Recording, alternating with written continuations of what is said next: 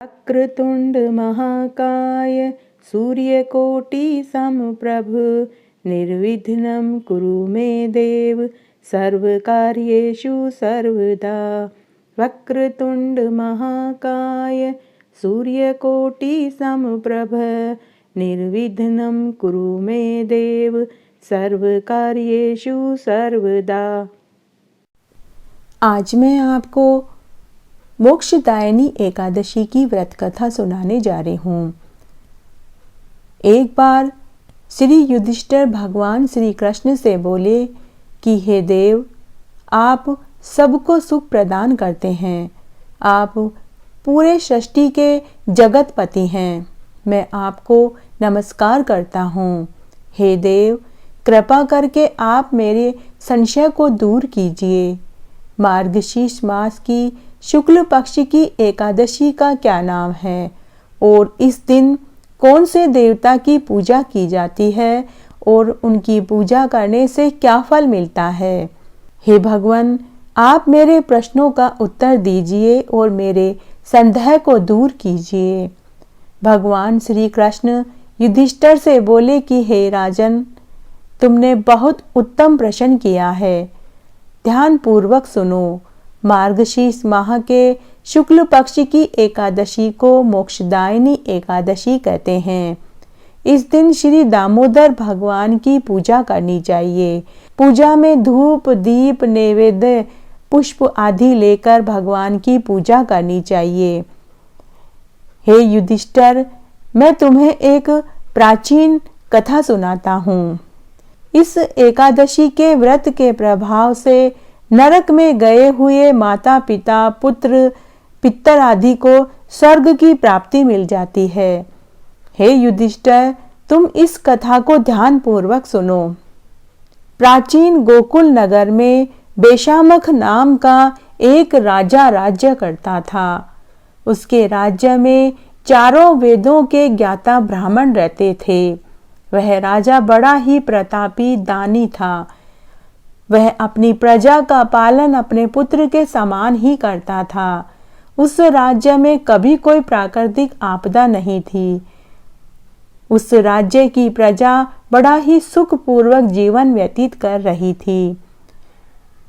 प्रजा भी अपने राजा को अपने पिता के समान ही आदर देती थी।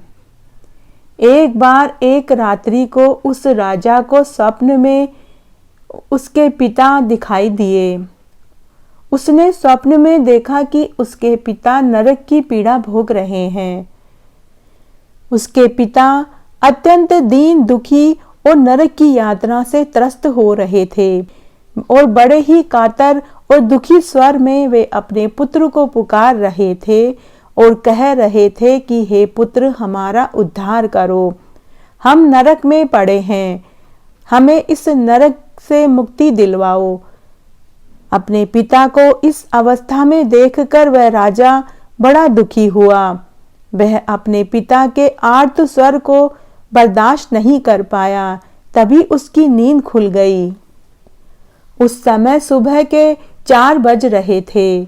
बड़ी मुश्किल से उसने वह समय गुजारा। सुबह होते ही उसने अपने मंत्रियों से कहकर नगर के सभी चारों वेदों के ब्राह्मणों को बुलवाया।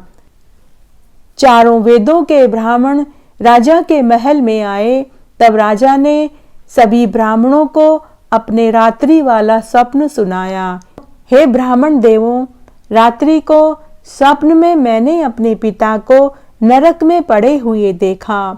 वे बड़े ही आर्त और दुखी स्वर में मुझसे मदद मांग रहे थे। मेरे पिता और मेरे पितर कह रहे थे कि हम नरक का दुख भोग रहे हैं, हमें इस नरक से मुक्ति दिलाओ। हे ब्राह्मण देवों, अब मैं क्या करूं, कहाँ जाऊं? इस दुख के कारण मेरा शरीर तप रहा है। आप लोग मुझे कोई उपाय बताइए। आप लोग मुझे किसी प्रकार का कोई तप दान कोई यज्ञ हवन बताइए जिससे कि मैं अपने पिता को नरक से मुक्ति दिलवा सकूं। एक पुत्र का जीना व्यर्थ है अगर उसके पिता का वह उद्धार न कर सके। राजा के दीनहीन वचनों को सुनकर ब्राह्मणों ने कहा, हे राजन, यहाँ से कुछ दूरी पर एक आश्रम है। उस आश्रम में पर्वत मुनि नाम के एक ऋषि रहते हैं। वे ऋषि वर्तमान, भूतकाल और भविष्य के ज्ञाता हैं। आप उनके पास जाइए और अपना सारा दुख उन्हें कह सुनाइए। वही हमारी मदद कर सकते हैं। वे ही हमें पूरी विधि बता पाएंगे। जब राजा ने पर्वत मुनि के बारे में सुना तो उसी समय राजा मुनि के आश्रम में पहुंच गए। उस समय चारों वेदों के ज्ञाता पर्वत मुनि दूसरे ब्राह्मणों के साथ बैठे हुए थे। राजा ने जाकर पर्वत मुनि को साष्टांग प्रणाम किया। पर्वत मुनि ने राजा से उनकी कुशल क्षेम पूछी। तब राजा पर्वत मुनि से बोले कि हे देव ऋषि, आपकी कृपा से मेरे राज्य में सब सकुशल है, परंतु मेरे मन में कुछ अशांति है। आप मुझे उस अशांति का उपाय बताइए। ऐसा सुनकर पर्वत मुनि ने एक मुहूर्त के लिए आंखें बंद करी और राजा के विषय में भूत, भविष्य और वर्तमान को विचार करने लगे। पर्वत मुनि ने अपने तपोबल से पता लगा लिया कि वो राजा उनके पास किस लिए आए हैं। तब पर्वत मुनि राजा से बोले कि हे राजन, मैंने अपने योग बल से तुम्हारे पिता के समस्त कुकर्मों का ज्ञान प्राप्त कर लिया है। हे राजन, पूर्व जन्म में तुम्हारे पिता कामातुर होकर सोत के कहने पर एक स्त्री को ऋतुदान मांगने पर भी नहीं दिया। उसी पाप कर्म के फल से तुम्हारे पिता को नरक का दुख देखना पड़ रहा है। तब राजा पर्वत मुनि से बोले कि हे देव ऋषि, मेरे पिताजी का उद्धार किस प्रकार हो पाएगा? आप कोई उपाय बताइए। तब पर्वत मुनि राजा से बोले कि हे राजन, मार्गशीर्ष माह के शुक्ल पक्ष की एकादशी मोक्षदायिनी एकादशी है। इस एकादशी का आप उपवास करें और इस उपवास के पुण्य फल को अपने पिता को संकल्प देकर छोड़ दें। उस एकादशी के पुण्य प्रभाव से तुम्हारे पिता को नरक से मुक्ति मिल जाएगी और उनको मोक्ष की प्राप्ति होगी। तब राजा ने पर्वत मुनि को प्रणाम किया और वापस अपने महल में आ गया। महल में आने के बाद राजा ने मार्गशीर्ष मास की मोक्षदायिनी एकादशी का उपवास अपने पूरे परिवार के साथ किया और मोक्षदायिनी एकादशी के व्रत के पुण्य फल को राजा ने संकल्प देकर अपने पिता के लिए छोड़ दिया। उस पुण्य के प्रभाव से राजा के पिता को नरक से मुक्ति मिली और स्वर्ग में वास मिला। उसी रात्रि को राजा के पिता ने अपने पुत्र को स्वप्न में दर्शन देकर कहा कि हे पुत्र, तेरा कल्याण हो। तूने मुझे मोक्षदायिनी एकादशी का पुण्य फल देकर मुझे नरक से मुक्ति दिलाई है। ऐसा कहकर उसके पिता अंतर्ध्यान हो गए। मार्गशीर्ष मास के शुक्ल पक्ष की मोक्षदायिनी एकादशी का जो मनुष्य व्रत करता है उसके समस्त पाप नष्ट हो जाते हैं और अंत में उन्हें स्वर्गलोक की प्राप्ति होती है। इस व्रत से बढ़कर मोक्ष देने वाला और कोई दूसरा व्रत नहीं है।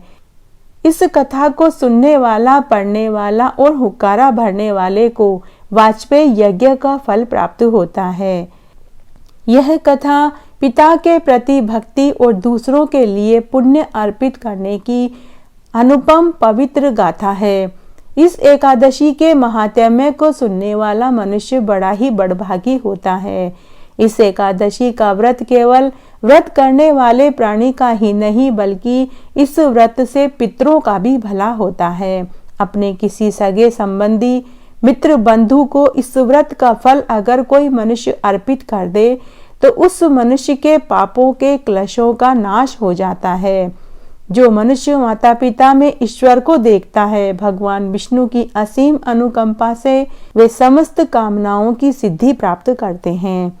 इस तरह आज मैंने आपको मोक्षदायिनी एकादशी की व्रत कथा सुनाई। आशा करती हूँ यह आपको जरूर पसंद आएगी। मेरे साथ बने रहने के लिए आपका धन्यवाद।